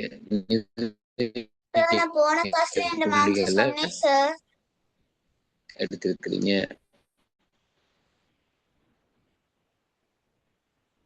திவாகரன் இன்னும் கொஞ்சம் அந்த மார்க்ஸை கூட்டிக்கணும். 85க்கு மேல 90க்கு மேல போறதுக்கு போகணும் பிள்ளை. அப்படி போயிட்டா எங்கட புள்ளிகள் என்ன செய்யாது, பிறகு பிறகு பிறகு குறையாமல் அப்படியே இருக்கும். சரி, இப்போ புள்ளி குறையக்கூடாது, குறையாமல் இருந்துகிட்டே இருக்கணும். அப்பதான் என்னவா இருக்கும், நல்ல ரிசல்ட்ஸ் எடுக்க முடியும். அடுத்தடுத்த கிளாஸ் போகையில நல்ல ரிசல்ட்ஸுக்கு போக முடியும். சரி, அதனால முடியுமானவரை உங்களோட புள்ளிகளை கூட்டிக் கொள்றதுக்கு முயற்சிக்கணும். சரி, திபிஷனா 85 புள்ளி எடுத்திருக்காங்க. திஷான் வெரி குட், 100 மார்க்ஸ் எடுத்திருக்காரு. திஷான் 100. முழுமையான புள்ளிகள் எடுத்திருக்கிறாரு. செகண்ட் டைம்ல இது அப்படி நீங்க என்ன செய்யணும், தக்க வச்சுக்கணும். அதுதான் உங்களுடைய திறமை. ஓகே, எல்லாருக்கும். அப்ப அந்த குறைவா எடுத்தவங்க அந்த புள்ளிகளை என்ன செய்யுங்க, கூட்டிக் கொள்ளுங்க. யாரும் குறைவுன்னு இல்லை, எல்லாருமே எடுத்திருக்கிறீங்க. கிருத்திஷாவும் 95 எடுத்திருக்காங்க. சரி, சுஜிபன் 78 எடுத்திருக்காரு. இது உங்களோட புள்ளிகள். இந்த புள்ளிகளை வந்து நாங்க செகண்ட் டேர்ம் புள்ளிகளோட ஒப்பிட்டு பார்த்து தான் முடிவெடுக்க முடியும். சரி, இப்பதானே சக்சஸ் வந்திருக்கிறீங்க, வந்தவங்க செகண்ட் டேர்ம் புள்ளியில வச்சு நாங்க உங்களோட புள்ளிகளை பார்த்து எது அப்படிங்கறது பார்ப்போம். சரி, ரிவிஷாவும் 89 புள்ளிகள் எடுத்திருக்காங்க. இப்படி உங்க எல்லாத்துல புள்ளியுமே அதிகமாகத்தான் இருக்குது. அதனால நீங்க எல்லாமே படிக்கிற பிள்ளைகள்னு நாங்க முடிவுக்கு வந்துடலாம். சரி, ரைட். ஒரு சிலருக்கு எக்ஸாம் நடைபெறாதவங்களுக்கு நீ புள்ளி இல்லை தானே, செகண்ட் டைம் மார்க்ஸ் வச்சு நாங்க பார்ப்போம். சரி, சார் எங்களுக்கு ஃபர்ஸ்ட் டைம் எக்ஸாம் வந்து ஸ்கூலால எடுத்த பேப்பர் சார். செகண்ட் டைம் தான் சார் மத்திய மாகாணத்துல இருந்து வர பேப்பர். செகண்ட் டைம் பேப்பர் தான் நாங்க மார்க்ஸ் பாக்குறது. அந்த புள்ளி தான் நிச்சயம். ஸ்கூல் எடுக்கிற பேப்பர் வந்து படிச்ச விஷயம் மட்டும் தானே, அது டீச்சருடைய விருப்பத்தின் பேர்ல எடுக்கப்படுற ஒரு பேப்பர். சாதாரண சின்ன பேப்பர் ஒன்றா இருக்கும். அப்ப அந்த புள்ளிகள் வந்து நாங்க அதிகமாக தான் எடுத்திருப்போம், செய்யக்கூடிய வகையில தான் இருக்கும். செகண்ட் டைம் பேப்பர் மாகாணத்தில் எடுக்கும்போது சிலபஸ் அடிப்படையாக வச்சு பேப்பர் வரும். அப்ப அந்த பேப்பர் தான் உங்களை தீர்மானிக்க போற பேப்பராக இருக்கும். சரி, இப்ப நாங்க வருவோம். இந்த இடத்துல பாருங்க, இந்த ஒரு பறவைகளை மன்னன் ஒருவன் துரத்தி செல்வது போன்ற ஒரு காட்சி இருக்குது. பழைய எகிப்திய சித்திரமாகும். சூழல் மிக அழகாக இதில் சித்தரிக்கப்பட்டிருக்கு. இந்த பறவைகள் இருக்குது, அந்த பறவைகளை ஒரு மன்னன் வேட்டையாடுவதற்காக துரத்தி செல்கின்றான். அப்ப அந்த எகிப்திய நாட்டுல மன்னர்கள் வேட்டையாடி இருக்கிறாங்க. பெரும்பாலும் பிரதான காலத்துல மன்னர்கள் வேட்டைக்கு போவாங்க. அவங்க ஓய்வு நேரத்துல மன்னர்கள் வேட்டைக்கு போவாங்க, காட்டுக்கு போறது வழக்கம். அப்ப அந்த வகையில இந்த மன்னன் பறவைகளை துரத்தி செல்வது போன்ற ஒரு காட்சி தான் அங்க காணப்படுது. கீழே பாருங்கன்னா, இது எகிப்திய நாகரிகத்துக்குரிய செல்வந்தர் ஒருவரின் மம்மின்னு சொல்றாங்க. மம்மி வைக்கப்பட்டிருக்கும் விதத்தை காட்டும் படமாகும். இறந்த உடலை நீண்ட காலம் பேணி வைத்திருக்கக்கூடிய மம்மி முறையை இந்த எகிப்திய நாகரிக மக்களே உலகிற்கு அறிமுகம் செய்து வைத்தனர். சரி, இது மம்மி. இப்ப இது எகிப்துல மட்டும்தான் அந்த மம்மி முறை காணப்படுறது. இறந்த ஒருவர் அந்த சடலம் அழுகி போகாமல் அதை அப்படியே பாதுகாப்பதுதான் மம்மின்னு சொல்றது. இப்ப பாருங்க, இந்த சடலம் இறந்து நீண்ட காலமா இருக்கணும். மண்ணண்ட உருவம் தான் இது. பல ஆயிரம் வருடங்கள் ஆகியும் இந்த சடலம் என்ன செய்யுது, அப்படியே தான் இருக்குது. பாருங்க, அதான் இந்த மம்மி முறைன்னு சொல்றது. இந்த கீக்க துவாகரன் என்ன இப்படியேவா இருக்கும் சார்? இப்பயும் அப்படிதான் இருக்கும். இப்பயும் அதே மாதிரி தான் இருக்கும். அது பாதுகாக்கப்படுற விஷயம். அது இனி அழுகி போறதுக்கு வாய்ப்பெல்லாம் இல்லை. அது அப்படியே பாதுகாக்கப்பட்டு வருது. அது என்ன, எப்படியோ கிருமிகள் போகாமல் அதை ஒரு நுட்ப முறையாக நினைத்திருப்பாங்க, அவங்க பயன்படுத்தியிருப்பாங்க. அதனாலதான் அது அப்படியே அழுகி போகாமல் இருக்குது. அது எகிப்துக்குரிய தனிப்பெருமை. சரி, இது அந்த எகிப்தியன் மம்மி முறை உலகிற்கு அவங்க தான் என்ன செஞ்சிருந்தாங்க, அறிமுகப்படுத்தி வச்சிருந்தாங்க. சரி, அந்த கீழே உள்ள ஒரு படம் இருக்கு பாருங்க, அது மன்னனுடைய உருவம். அந்த உருவத்தை தங்கத்தினாலான முகமூடியாக செய்து அதை இந்த மம்மி இப்படி இருந்து அசிங்கமா தானே இருக்கும். அப்ப அந்த முகமூடி அதுல வச்சுட்டா அந்த முகம் விளங்காதுதானே. அப்ப உடம்பு அப்படியே இருக்கும், முகம் வந்து கம்பீரமாக காட்சி அளிக்கும். சரி, பாருங்க, இது கிமு 1332க்கும் 1323க்கும் இடைப்பட்ட காலத்துல இருந்து துட்டன்காமன் சொல்கின்ற மன்னனின் மம்மியின் முகத்தின் மீது வைக்கப்பட்டிருந்த தங்கத்திலான முகமூடி ஆகும். இது தங்க முகமூடி டூடன்காமன் சொல்லப்படுகின்ற அல்லது துட்டகாமன் சொல்லப்படுகின்ற மன்னன் முகத்துல இந்த மாதிரி தான் என்ன செஞ்சிருக்காங்க, முகமூடி வச்சிருக்காங்க. இந்த முகமூடி வச்சதுக்கு காரணம் முகத்தை அழகாக காண்பிப்பதற்காக, கம்பீரமாக. ஒரு மன்னன் கம்பீரமா இருக்கணும் தானே. அப்ப இந்த மம்மி முகத்தை இப்படியே வச்சிருந்த கம்பீரம் இல்லையே, அதனால இந்த தங்கத்தினாலான முகமூடி போட்டு கம்பீரமாக காட்சிப்படுத்தினாங்க. சரி, ரைட். இதையும் பார்த்துக்கொள்ளுங்க பிள்ளை. இந்த விஷயங்கள் அப்படியே பார்த்துக்கொள்ளுங்க.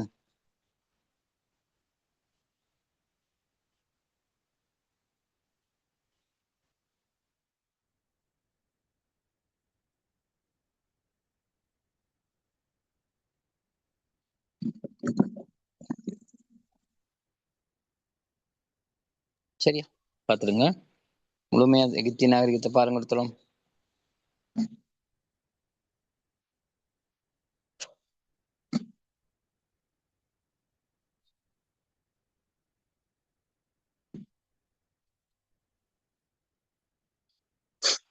எகிப்திய நாகரிகம் நான் எழுதிட்டோமா? கேள்வியெல்லாம் எழுதிட்டோமா?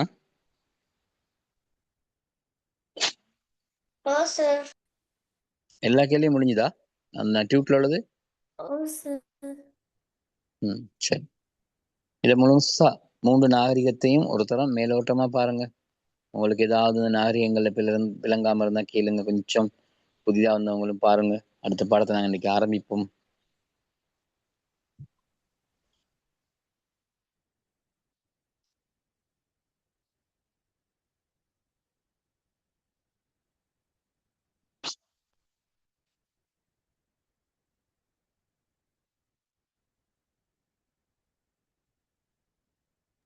சார், பிரமிட் வந்து உலகின் 7 அதிசயங்கள்ல ஒண்ணுன்னா அது எத்தனையாவது அதிசயமா இருக்கும் சார்?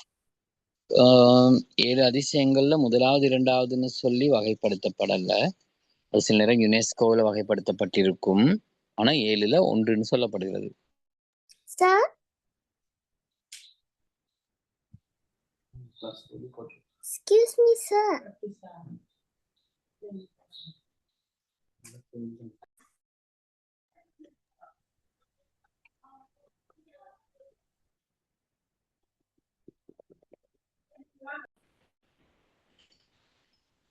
அந்த நேரம் இருக்குமா இருக்கும் எது அப்படின்னு விளங்கப்படுத்தல தானே புத்தகத்துல. இது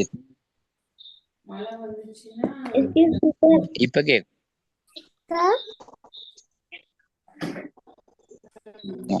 இப்ப விளங்குதா? இப்ப விளங்குதா?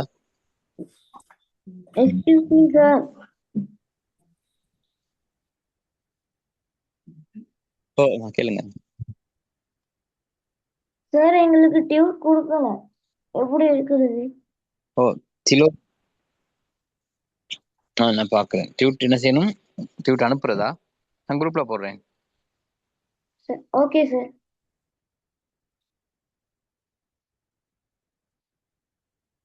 சரி, இப்ப நாங்க கடைசியா என்ன பேப்பர் செஞ்சிருக்கீங்கன்னு பாப்போமா? பேப்பர் என்ன செஞ்சீங்க கடைசியா சொல்லுங்க எனக்கு, கிருத்திஷா. கடைசியா வந்து சார் எதுல சார்? நோட்ஸ் டியூட்லயா இல்லாட்டி கேள்வி டியூட்லயா? கேள்வியில. கேள்வியில வந்து கடைசியா வந்து நெம வூட் அந்த அரசிட போட்டோ கொடுத்து அது பத்தி எழுதியிருந்தான். அதோட தான் முடியுதா? கொஞ்சம் பாப்போம் வேற இருக்கான்னு பாத்துருவோம் கேள்வி. நீங்க அது ஸ்கிரீன்ஷாட் எல்லாம் எழுத சொன்னீங்க கடைசி நேரத்துல. அது எழுதுனாங்களோ தெரியல எல்லாரும். புதுசா வந்திருக்காங்க எழுதியிருக்க மாட்டாங்க சார். நாங்க எழுதி விட எழுதிட்டேன். சரி, புதுசா உள்ளவங்களுக்கு நான் சென்ட் பண்ணேன், குரூப்ல போடுறேன் இல்லையா? அப்ப நாங்க அடுத்த பாடத்தை ஆரம்பிப்போமா? 4வது பாடம் ஆரம்பிப்போம் அன்னைக்கு. Okay sir. Okay sir. உங்களுக்கு நான் அந்த டியூட்டை வந்து குரூப்ல போட்டு விட சொல்றேன். அப்ப நீங்க அதை செய்யுங்க. Okay sir.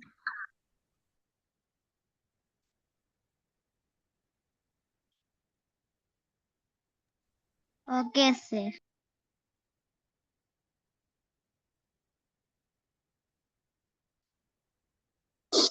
Right. புதிய ஒரு பாடம், 4வது பாடம், இலங்கையில் குடியேற்றங்கள் நிறுவப்பட. இப்ப இது அந்த முதலாவது பாடத்தோடையும் சம்பந்தப்பட்டது.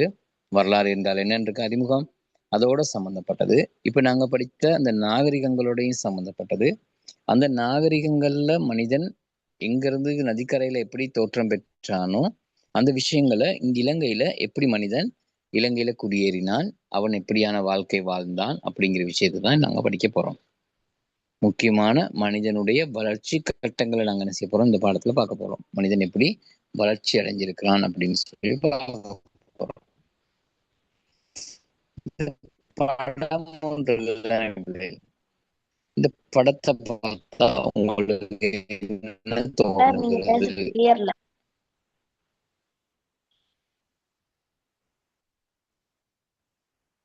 என்ன தோணுது இந்த படத்தை பார்த்தா?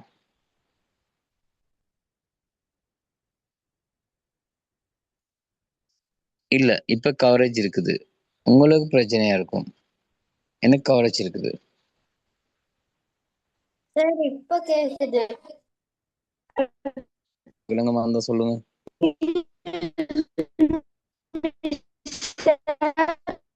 இப்ப கிளியர் சார். இந்த படத்தை வந்து மனிதன் வந்து அங்கும் இங்கும் அலைந்து உணவு சேகரிக்கிற மாதிரி ஒரு போட்டோ சார்.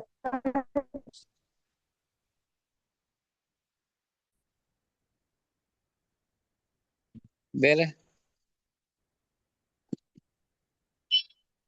உணவு சேகரிக்கிற பேர் என்ன தெரியுது?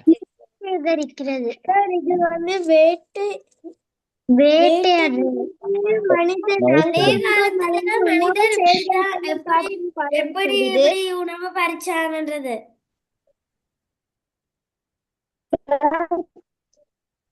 சார் வேட்டை யுகத்துல வந்து மனிதன் அங்கும் இங்கும் அலைந்து உணவு சேகரித்துமே. இந்த படத்தை பார்த்து நிறைய வேட்டையாடுற காலத்துல வேட்டையாடிய மனிதன் ஒரு இடத்துல நிரந்தரமாக குடியேற. இந்த மனிதன், அந்த ஆதி மனிதன் வந்து உணவை சேகரிச்சு கொண்டிருக்க மாதிரி இருக்கு சார்.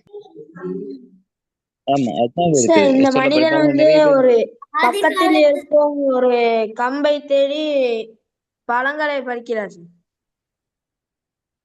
அதுல பாருங்க, சரி, பண்டைய காலத்துல உணவு எல்லாம் தேடி எடுக்கிறது. வேட்டை யுகத்தில் மனிதன் மனித உணவு சேகரித்தமை காட்டும் படம் சார் இது. ஆமா, அதுதான் இது. பாருங்க, எல்லாருமே பல்வேறு விஷயங்கள் இதுல அவதானிச்சிருக்கீங்க தானே. இது உணவு சேகரித்ததுக்கான ஒரு படம் தான்.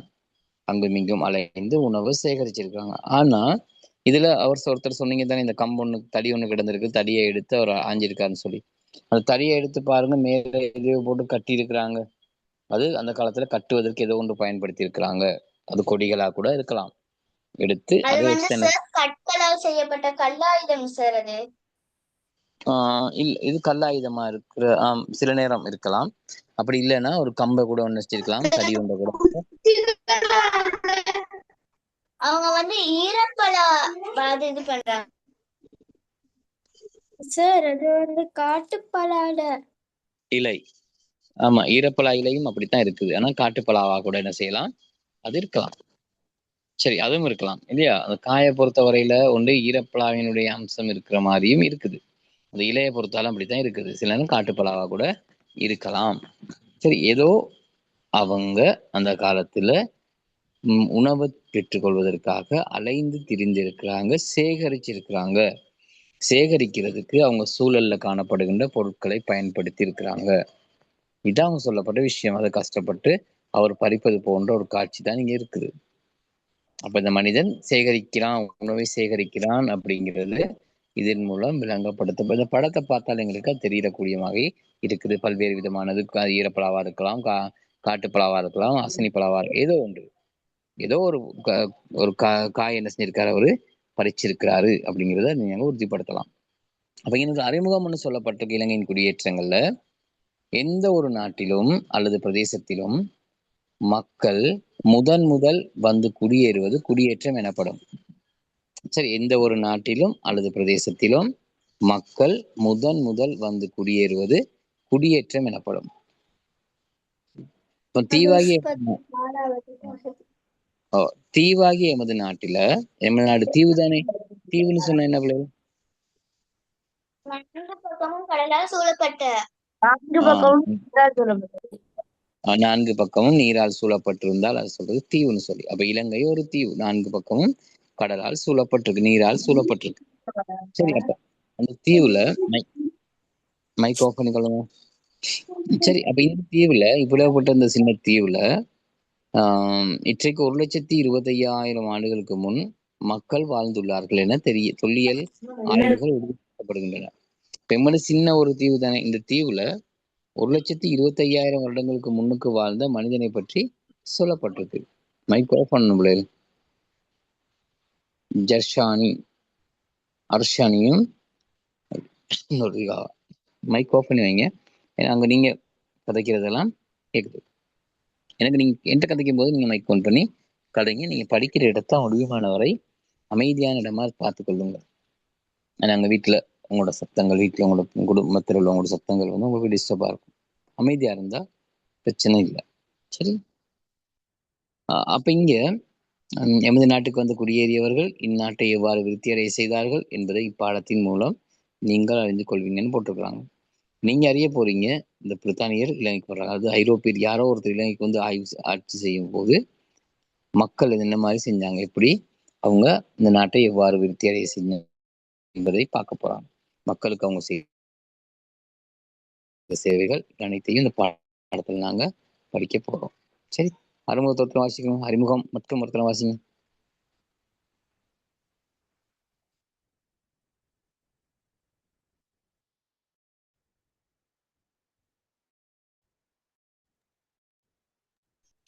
அறிமுகத்தை மட்டுமா சார்? சார்,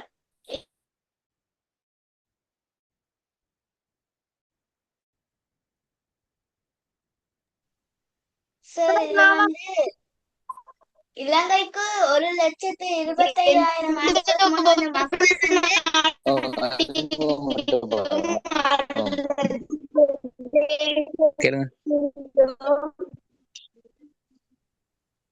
சார் 1,25,000 இப்ப நீங்க கேட்டது விளங்கலாம். ஒவ்வொருத்தரா கேளுங்க, ஒவ்வொருத்தரும். நீங்க பேசுறது 1,25,000 ஆண்டுகளுக்கு முன்னர் இலங்கைக்கு வந்த சத்தம் போடாதீங்க.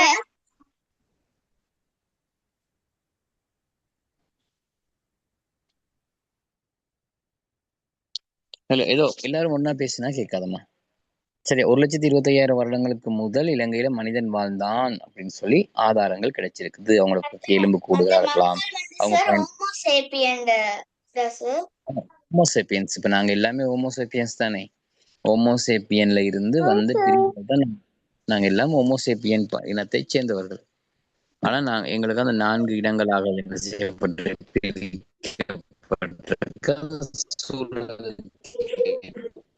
பிரிஞ்சு இருக்கிறாங்க இல்லையா? சூழலுக்கு ஏற்ப உலகில இந்த ஹோமோசேப்பியன் பல்வேறு வடிவங்களை படிச்ச விஷயங்களாக இருக்கும். அப்ப இங்கேயும் அர்ச்சனை கொண்டு இருக்குது. இந்த விஷயங்கள் தான் இன்னைக்கு நாங்க படிக்க போறோம். இங்க அந்த அதிகாலத்துல வாழ்ந்த மனிதன் எப்படி தங்களுடைய செயற்பாடுகளை கொண்டு நடத்தினான் அப்படிங்கிறது தான் நல்ல விஷயம். பாருங்க, இலங்கையின் ஆரம்ப குடியேற்றங்கள் முதல் இந்நாட்டில் வாழ்ந்தவர்கள் வேட்டையாடி வாழ்க்கை நடத்திய மக்கள் ஆவர். ஆரம்பத்தில் இந்த நாட்டுல வாழ்ந்த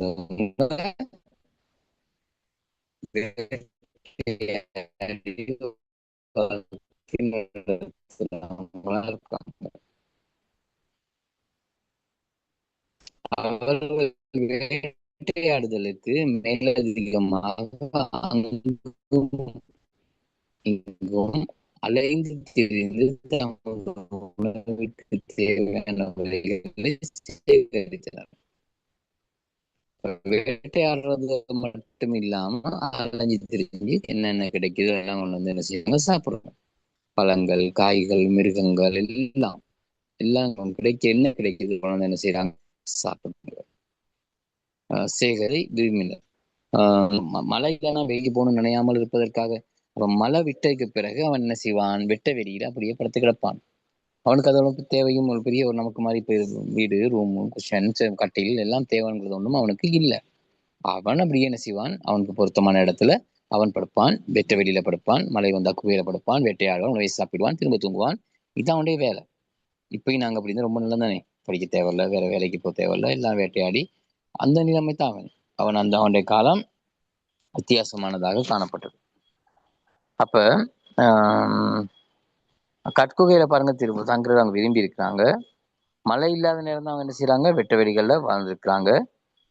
அவ்வாறு அவர்கள் வாழ்ந்தது மிருகங்களை வேட்டையாடுவதற்கு இலகுவாக இருந்தவையாகும். இலகுவா வேட்டையாடணுங்கிறதுக்காக தான் அவங்க நினைச்சிருக்காங்க, வாழ்ந்திருக்கிறாங்க. இந்த அன்றாட தேவைகளுக்கு அயலவர்கள் கற்களால் செய்யப்பட்ட உபகரணங்களை பயன்படுத்தினர். அன்றாட தேவைகளுக்கு அவர்கள் கற்களால் செய்யப்பட்ட உபகரணங்களை பயன்படுத்தினர். அதாவது வேட்டையாடுறது, ஏனைய தேவைகளுக்கு கல்லாயுதங்களை பயன்படுத்தி இருக்கிறாங்க. அவை கல்லாயுதங்கள் எனப்பட்டன. இவை தவிர மிருகங்களின் எலும்பினாலும் தடிகளினாலும்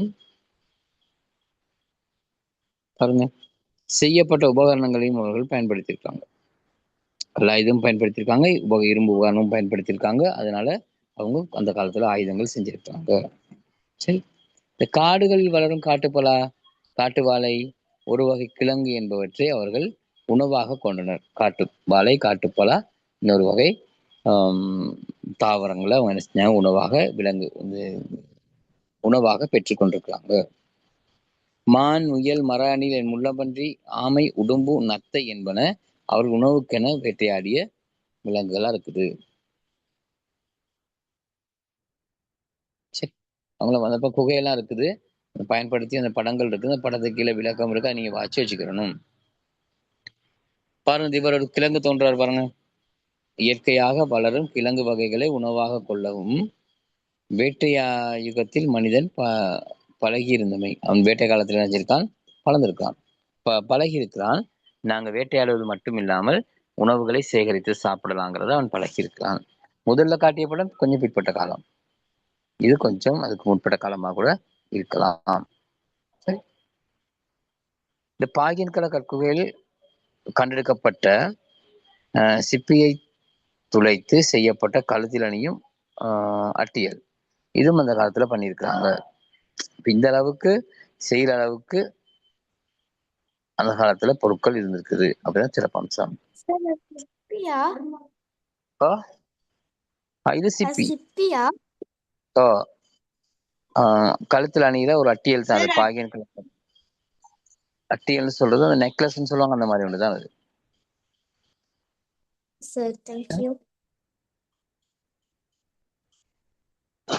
சரி, அடுத்தே பாருங்க.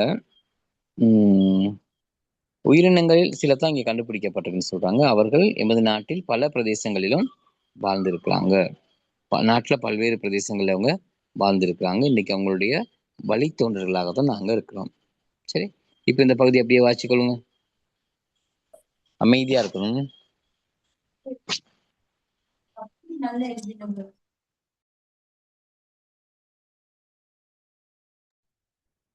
சார், கற்காலம் கேளுங்க. எக்ஸ்கியூஸ் மீ சார், ஆபரணம் என்னது? ஆபரணம்னு சொல்றது நகை, நகைகளை தான் ஆபரணம் சொல்றது. வளையல், தோடு, மாலை. நல்லா வாசிங்க. கற்காலம்ன்ற வந்து இந்த கல்லாயுதங்கள் வந்து கண்டுபிடிக்கப்பட்ட காலத்தை சொல்றாங்க. ஆமா, கண்டுபிடித்து பயன்படுத்திய காலத்துல கற்காலம்னு சொல்றது. கல்லாலான ஆயுதங்களை கண்டுபிடித்து பயன்படுத்திய காலம் கற்காலம். இரும்பு பயன்படுத்திட்டானா அது இரும்பு யுகம்னு சொல்லப்படுது. முன் வரலாற்று காலம்னு சொல்லப்படுற காலம் இரும்பு யுகம். அவன் மனிதன் வளர்ச்சி அடைந்த காலம். கல்லாயுதங்களை பயன்படுத்தி அதுல வந்து இரும்பை பயன்படுத்த பழகிட்டான்னு சொன்னா அவன் வளர்ச்சி அடைந்த காலம்னு சொல்லப்படுகிறது.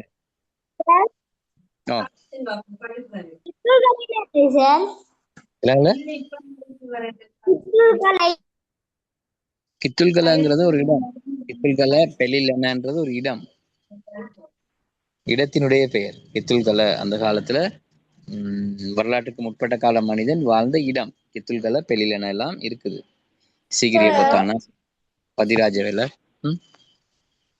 பட்டதும்பலன கட்குகையும் பாகியன்கல குகையும் ஒண்ணா? வேற வேற, ரெண்டு வேற வேற குகை. அப்ப இந்த சிப்பி இருக்குதானே சார், கழுத்து கணின்ற இந்த சிப்பி, இது வந்து பட்டந்தும்பலன கட்கோகையில தானே கண்டுபிடிக்கப்பட்டுச்சு. இங்க இருக்கு பாருங்க, போட்டிருப்பாங்க இதுல. இந்த இருக்கு எடுக்கப்பட்ட சிப்பியை துளைத்து செய்யப்பட்ட. இது வந்து ரெண்டு இடத்துல ரெண்டு மாதிரி இருக்கு பிளேட். சில இடங்கள்ல மாறியும் இருக்குது. ரெண்டும் வேற வேற இடம் தான். அது டைப்பிங்ல இருக்க பிரச்சனை. அந்த டியூட்ல வந்து பாகியன் கலர் குகை, இதுலயும் பாகியன் கலர் தான் இருக்குது. அந்த சுராண்ட பல்ல எல்லாத்தையும் சின்ன ஓட்டை போட்டு நூலாண்டு போட்டு கழுத்துல போட்டிருப்பாங்க சார்.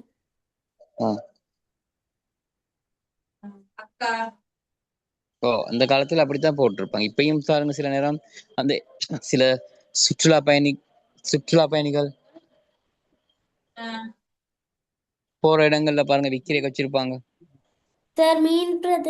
கடல் பிரதேசத்துல இருக்கிறவங்க கடல் பகுதியில் உள்ளவங்களும் அந்த மாதிரி போட்டிருப்பாங்க. சில இடங்கள்ல அது போட்டிருக்காங்க. சரி, மேல உள்ளது பாருங்க.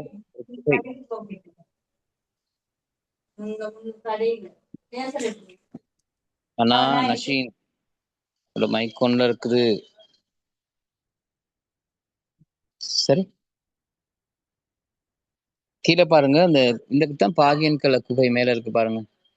மனிதன் காணப்படும் கித்துல்கல குகை. சரி, கித்துல்கலங்கிற இடத்துல உள்ள ஒரு குகை. இந்த மாதிரி குகையில தான் அந்த காலத்துல மனிதர்கள் வாழ்ந்துட்டு இருந்தாங்க. சரி பாருங்க, இன்று நாம் ஆபரணங்கள் அணிவதை விரும்பும் இது போன்று அக்காலத்தில் வாழ்ந்தவர்களும் சில சந்தர்ப்பங்களில் ஆபரணங்கள் அணிந்தனர். கழுத்தை அலங்கரிக்க உபயோகித்த சுறா மீனின் பல்லிலான மணி ஒன்று கற்குகை ஒன்றிலிருந்து கண்டுபிடிக்கப்பட்டுள்ளது. எனினும் அவர்களது உடை எவ்வாறானது என்பது இதுவரை அறியப்படவில்லை. அவங்க என்ன செஞ்சிருக்காங்கன்னா, ஆபரணங்கள் அணிஞ்சிருக்கிறாங்க, ஆனா உடை எப்படியான உடையை உடுத்தினாங்கன்னு சொல்லி இன்னும் கண்டுபிடிக்கப்படலை. சில நேரம் அவங்க இலை குலைகளை உடுத்தி இருக்கலாம். அப்படி இல்லைன்னு சொன்னா ஆடைகள் ஆரம்ப காலத்தில் இல்லாத மனிதனா கூட இருந்திருக்கலாம். சரி, அக்கால மக்கள் இறந்த தமது உறவினர்களை கற்குகைகளிலேயே புதைச்சிருக்கிறாங்க. இறந்தவங்களை கற்குகைக்குள்ளேயே புதைச்சிருக்கிறாங்க. அவ்வாறு புதைக்கப்பட்டவர்களின் எலும்புகள் கண்டுபிடிக்கப்பட்டுள்ளன. அவைகள் குழியினுள் வளைக்கப்பட்டு புதைக்கப்பட்டன. குழியில வளைச்சி புதைச்சிருக்கிறாங்க. சில எலும்பு கூடுகளில் சிவப்பு நிறம் பூசப்பட்டுள்ளது. அந்த நிறம் புவியில் உள்ள இயற்கை கல் ஒன்றை கொண்டே தயாரிக்கப்பட்டிருக்கு. என்ன செஞ்சிருக்காங்கன்னா, நிறம் பூசி இருக்கிறாங்க. இது எப்படின்னா, அந்த காலத்துல இந்த மரண சடங்கு முறை ஒன்று இருந்திருக்குது. அது முறையற்ற மரண சடங்குன்னு சொல்றது. கற்காலத்துல வாழ்ந்த மனிதனுடைய மரண சடங்கு சொல்றது முறையற்ற மரண சடங்கு. அது எப்படின்னா, அந்த மனிதர்கள் வந்து அந்த காலத்துல தனித்தனியாக வாழல, குழுக்களாக வாழ்ந்தாங்க. அவனுடைய வாழ்க்கை முறை அப்படித்தான், குழுக்களாக வாழ்ந்தாங்க. ஒரு குழுவில் 5 பேர் இருப்பாங்க. கூடவும் இருக்கலாம், அதை விட குறையவும் இருக்கலாம். அப்ப இவங்க ஒரே இடத்துல குழுவா தானே இருக்கிறாங்க. அப்ப இந்த செய்யறாங்கன்னா, அந்த குகைக்கு உள்ளுக்கு அல்லது குகைக்கு வெளியில குழி தோண்டி புதைக்கிறாங்க. குழி தோன்றதுக்கு அவங்க பயன்படுத்தினது கல்லாயுதம், எலும்புகள், மரத்தடிகள், இதை கொண்டுதான் குழி தோன்றாங்க. யாராவது இரும்பு கொண்டு குழி தோன்ற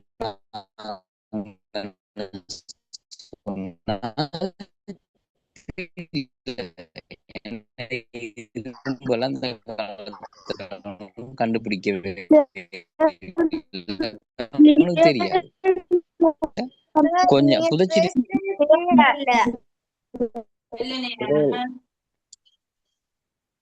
எந்த கவரேஜ் இருக்கு. இப்ப இது உங்களோட கவரேஜ், நீங்க பேசுறது எனக்கு கேக்குது இல்ல.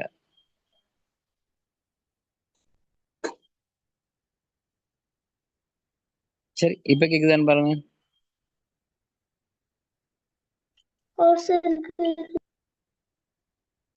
பாருங்க, ஒருத்தர் கலர் பண்ணி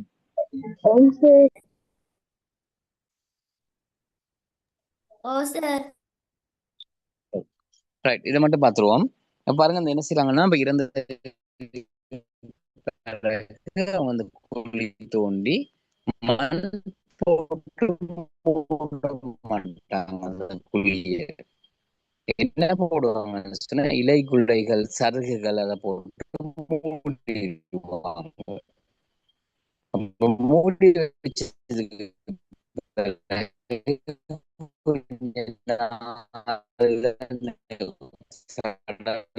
உக்கி போய்த்தனை எல்லாம் அழுகி போண்டி எடுத்து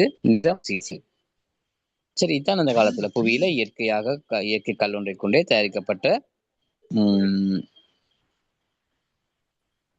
அந்த நிறம் தயாரிக்கப்பட்டிருக்குது. இவற்றை கொண்டு அக்கால மக்கள் இறந்தவர்களுக்கான மரண சடங்குகளை நடத்தியமையே அறியக்கூடியதாக உள்ளது. இந்த கற்களால் செய்யப்பட்ட ஆயுதங்களை அதிகமாக பயன்படுத்தியதால் எமது நாட்டில் மக்கள் வாழ்ந்த ஆரம்ப யுகம் கற்காலம் எனப்படுகிறது. அதனால சொல்றது கற்காலம்னு சொல்லி சொல்லப்படுகிறது. அப்ப இந்த கற்கால மனிதர்களிடத்துல சிங்கள, தமிழ், முஸ்லிம் எனும் வேறுபாடுகள் காணப்படல. அவ்வாறான வேற்றுமைகள் எம்மிடையே தான் காணப்பட்டிருக்கு. அந்த காலத்துல மனிதர்கள் என்ன செஞ்சிருக்காங்க, ஒற்றுமையாகத்தான் இருந்தார்கள். எந்த வேறுபாடும் இல்லாமல் அவங்க குழுக்களாக அவங்க வாழ்ந்தாங்க, கிடைக்கிற உணவை சாப்பிட்டாங்க, அப்படித்தான் அவங்களோட வாழ்க்கை இருந்தது. ஆனா இப்பதான் பிறகுதான் அந்த மக்கள் மத்தியில வேறுபாடு ஏற்பட ஆரம்பித்தது. சரி, இதை பார்த்து கொள்ளுங்க பிள்ளைகள். அடுத்த பகுதியில நாங்க அடுத்த கிளாஸ்லயே மிச்சத்தை பார்ப்போம். ஏன்னா இங்க மழை ஆரம்பிச்சிருச்சு, இனி கவரேஜ் அறவே வராது. ரைட், புதிதா வந்தவங்க என்ன பேசுற விஷயம் விளங்குச்சா, கதைச்ச விஷயம் விளங்குச்சா? புதிதாக உள்ளவங்க, புதியவர்கள்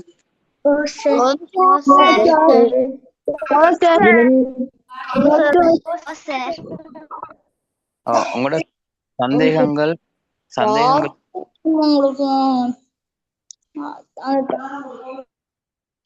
சந்தேகங்கள் இருக்குமா இருந்த பிள்ளைகள் அடுத்த கிழமை எடுத்துட்டு வாங்க, சந்தேகம் எடுத்துட்டு வாங்க. புதிதாக வந்தவங்க அடுத்த கிழமை விளங்கப்படுத்துறதுக்கு ரெடியா வாங்க. ஏதாவது படிச்ச விஷயங்களை விளங்கப்படுத்த ரெடியா வாங்க. அடுத்த கிழமை நாங்க இதுல அடுத்த கட்டம் இருக்குது, அந்த விஜயண்ட வருகையோட அடுத்த கட்டம் அப்படியே இருக்குது. அந்த விஷயங்கள் நாங்க படிப்போம். கற்காலம், விஜயண்ட வருகை சொல்லலாம், உங்களுக்கு எப்படி விருப்பமோ அப்படி சொல்லலாம். அடுத்த பாடத்தை அடுத்த கிழமை முடிச்சுட்டு அதுக்கு அடுத்த கிழமையில இருந்து நாங்க முதலாவது பாடத்துல இருந்து திரும்ப ரிவிஷன் செய்ய போறோம். செகண்ட் டைமுக்கானது. சரி, செகண்ட் டைமுக்கான ரிவிஷன் தான் அடுத்த கிழமை அந்த பாடத்தை முடிக்கிறோம். செகண்ட் டைமுக்கான ரிவிஷன் செய்யறோம், அப்புறம் பேப்பர்ஸ் செய்யறோம், அப்படி செய்வோம். சரியா? Good night. Good